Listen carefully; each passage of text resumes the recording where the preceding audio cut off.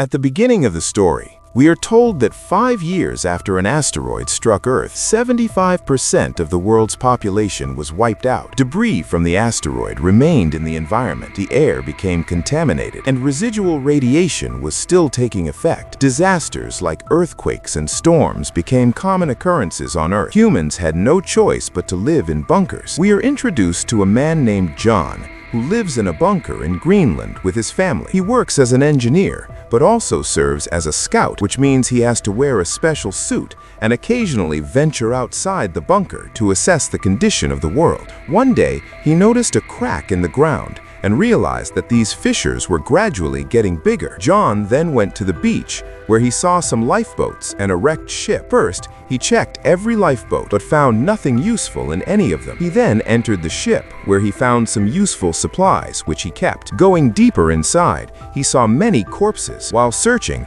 John found a notebook containing a preserved, beautiful flower. He kept the notebook as well. At that moment, he received a warning on his radio from the bunker that a dangerous storm was approaching. John started running with all his might as the storm chased him at high speed. Fortunately, John jumped over the gate and managed to close it just in time before the storm could enter. After saving himself, John sat down in shock, contemplating how close he had been to death. He decided to see his therapist and spoke about the strange state of the world. The therapist explained that everyone was in the same condition, but people were just pretending that everything was fine. He asked John, "Why worry? You have something in your hands. Spend as much time as possible with your family. Live freely." Meanwhile, John's wife, Allison, was in a meeting with leaders in another bunker. They were discussing how food supplies were running out. Just then, Allison received a message that John had returned safely. In the same meeting, Dr. Amina shared information received from scientists in other bunkers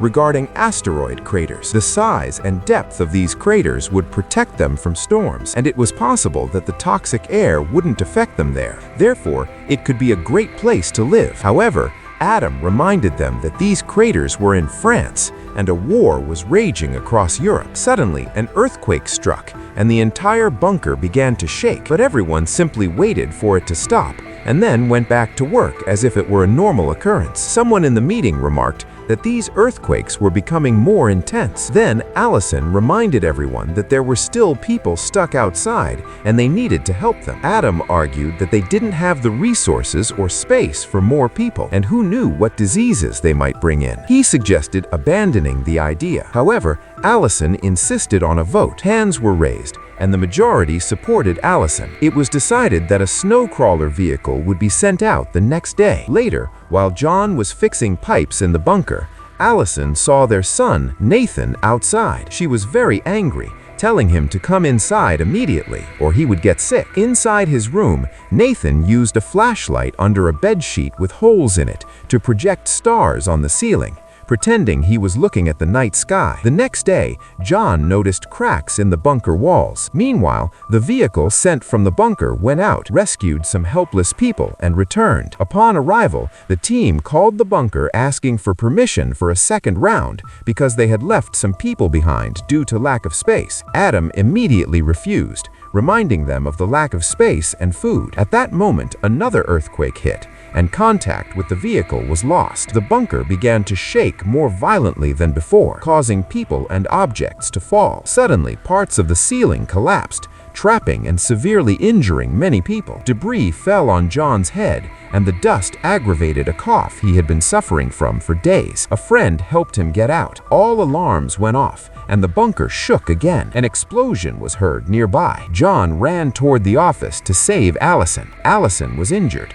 John helped her up, and they went to find their son. They found Nathan in his room, wearing a mask, but he was still struggling to breathe. John told his family to pack immediately, while he fetched more masks so they could leave the bunker. Everyone was running around in panic, but John managed to reach the lockers and get masks. After putting one on, Nathan felt better, and the family prepared to leave. When the shaking stopped, the walls began to crumble. A distressed crowd gathered at the exit, but the gate was only half open and impossible to pass. John led his family to the back exit, but unfortunately that path was also destroyed. With no other option, John told his family to crawl forward. They managed to reach the door, and John pressed the button. However, the heavy engine vibrations caused the bunker to collapse further, but at least they made it out safely. Outside, there was a stampede. When water explosions began bursting from the ground, they lost Nathan and ran back to find him. They saw Nathan helping Amina,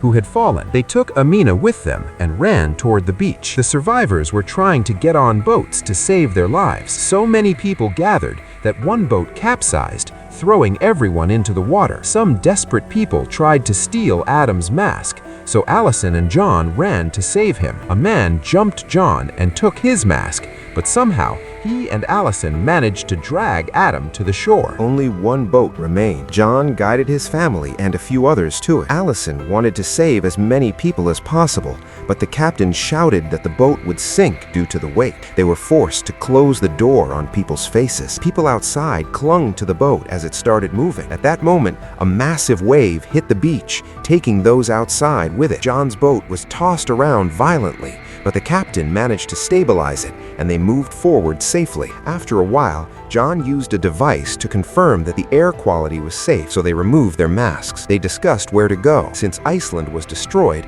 they decided their nearest destination was England. A few hours later, the boat stopped working. John checked and fixed the engine, allowing them to continue. When night fell, Nathan was overjoyed to finally see the stars. A few days later, the boat ran out of fuel. With no other option, they left the boat to drift on the waves, hoping it would take them somewhere. After a long wait, the boat finally reached land. Everyone was surprised to find they were in Liverpool. John confirmed the air was clean, but they needed to find shelter quickly. They realized part of the area was submerged. John used an oar to row until they hit a dry road. The city looked desolate. They followed some people to a place where survivors were trying to exist. John noticed many looked sick and wouldn't survive long. They heard screams and saw a crowd shouting outside a bunker guarded by soldiers.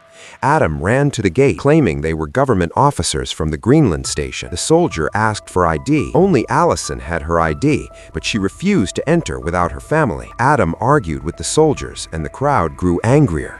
Suddenly, a soldier shot Adam. When another man from the crowd tried to force his way in, he was also shot. The soldiers closed the gate, and alarms blared. Seeing a storm approaching, the crowd scattered. Amina and John's family stopped a van and asked the driver to take them to London. The driver demanded payment, so John gave him his watch. The driver agreed, and they sped away, escaping the storm just in time. Allison comforted Nathan, while Amina grieved for Adam. The driver mentioned that people were so desperate they would kill for food. Hours later, the van stopped in a forest. John asked the driver about France. The driver dismissed the crater theory as a lie and said the area was too dangerous. Suddenly, they heard a noise and saw asteroid fragments falling from the sky. They took cover near trees to avoid being blown away. The driver, screaming that the van was his everything, ran to save it. A fragment hit the van, destroying it and killing the driver. When the rain of debris stopped, the 4 survivors salvaged what they could and continued on foot. They finally reached London and knocked on the door of a large building. A woman named Mackenzie pointed a gun at them, but lowered it upon realizing they were old friends. She let them in. It was a retirement home. She explained she had sealed the building and was using solar panels to run a generator that purified the air. After dinner, John asked Mackenzie about the craters in France. She said she had heard rumors but didn't know if they were true. Later, while Allison tried to sleep, John was in the bathroom coughing repeatedly. He saw blood in the sink. Allison insisted he tell the truth. John revealed that a doctor in the bunker had told him that once the bleeding started, he only had 6 to 8 weeks to live. Allison was devastated and suggested they stay there so he could spend his last days in peace. But John refused, saying, "I won't die here. I will take you and our son safely to France. Only after finding a new home for you can I die in peace." The next day, Mackenzie gave them an old car from the home and a gun for protection.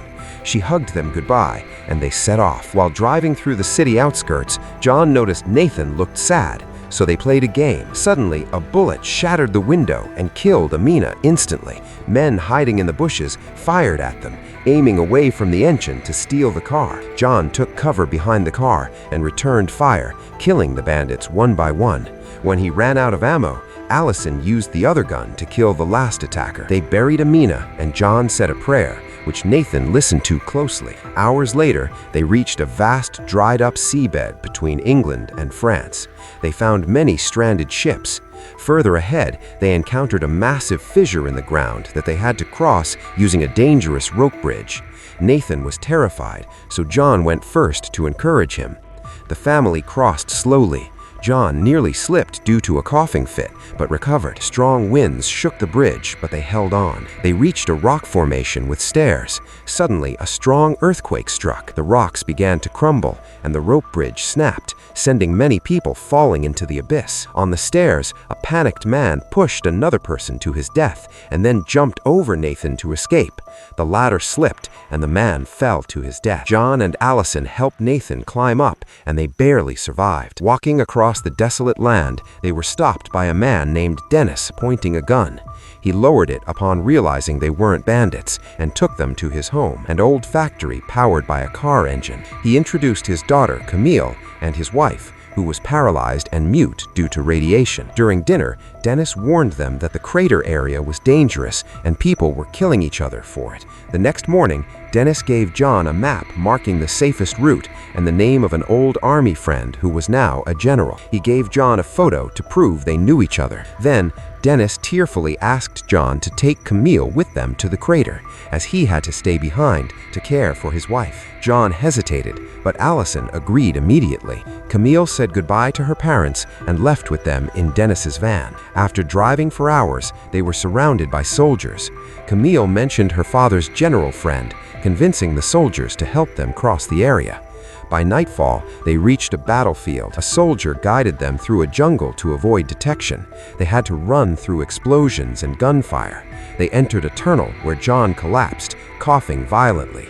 Passing through piles of bodies, they reached a ladder and exited into a forest, eventually arriving at a military camp. Camille pointed out mountains that hadn't been there before. John realized they were close. They asked about the general, only to learn he was dead. The soldiers were uninterested in helping. Desperate, John revealed he had only days to live and begged them to save his family. One soldier took pity and allowed them on a bus. During the ride, the bus was ambushed by bandits. The escort soldier and the driver were killed. John sent his family out but stayed behind to fight. Passengers helped by hitting an intruder with a rock. John shot the bandits but was wounded. He got back on the bus and Nathan applied pressure to his wound while Allison drove. They reached the top of a newly formed mountain. Supporting John, they walked until they saw their destination. The rumors were true. The asteroid crater was a beautiful, fertile sanctuary with clean air, a perfect place to start a new life. At that moment, John collapsed. His family gathered around him as he said his final goodbyes. Everyone wept at his death, and Nathan recited the prayer he had learned from his father. If you liked the video, please like and subscribe to the channel. See you in the next video.